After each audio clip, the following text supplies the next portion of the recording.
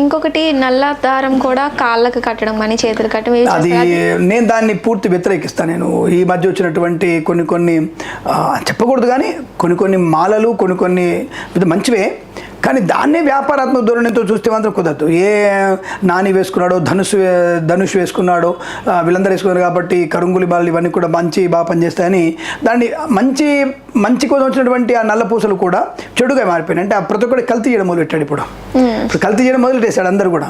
ఆ కల్తీ చేయడం వల్ల ఏమవుతుంది, మంచి దానికి చెడ్డ పేరు వచ్చేస్తుంది. నిజమైనటువంటి కరుంగులి మాలకి వాళ్ళు అక్కడ ఎలా చేస్తున్నారో, ఏ మొక్కను తీసుకొచ్చేస్తున్నారో ఎవరికి చెప్పరు వాళ్ళు. కానీ ఇప్పుడు గల్లీలో కరుంగులి మాలలు ఏర్పడ్డాయి. అంటే మంచి నల్ల పూసలు తీసుకెళ్ళడం, తెల్ల పూసలు తీసుకెళ్ళడం, తులసి మాల తీసుకెళ్ళడం, నల్ల దాంట్లో ముంచడం, ఇదే కరుంగులి మాల క్వాలిటీ ఇదని చెప్పేసి దానికి ఒక ట్యాగ్ వేసి పంపించడం. ఇది ఒక వ్యాపారాత్మక ధోరణి అయిపోయింది. కాబట్టి అటువంటిదే నల్లదానం కాలు కట్టుకోమని శనీశ్వరుడు యొక్క ప్రతీకగా, శనీశ్వరుడు యొక్క దృష్టి పోగొట్టుకోవడానికి నల్లదానం కట్టుకుంటాం. ఎక్కడ కట్టుకోవాలి దాన్ని? కట్టుకోగలిగితే ముంజేది అంటే ఈ కంకణ చేతి కట్టుకోవాలి. దాన్ని తీసుకుపోయి కాలు కడితే ఎట్లా? నువ్వు అనేది శనీశ్వరుడికి దోషం పోవడానుకుంటున్నావు, శని ఈశ్వరుడు అంటున్నావు, ఆయన కాలు కట్టుకుంటా అంటావు. అలా కట్టుకోవడం వల్ల నీకు నెగిటివ్ ఎనర్జీ తప్ప పాజిటివ్ ఎనర్జీ ఎందుకు ఉంటుంది? కాబట్టి ఇప్పుడు ఎడమ కాలు కట్టుకోవడం ఎప్పుడు ఎక్కడ చెప్పలే శాస్త్రంలో.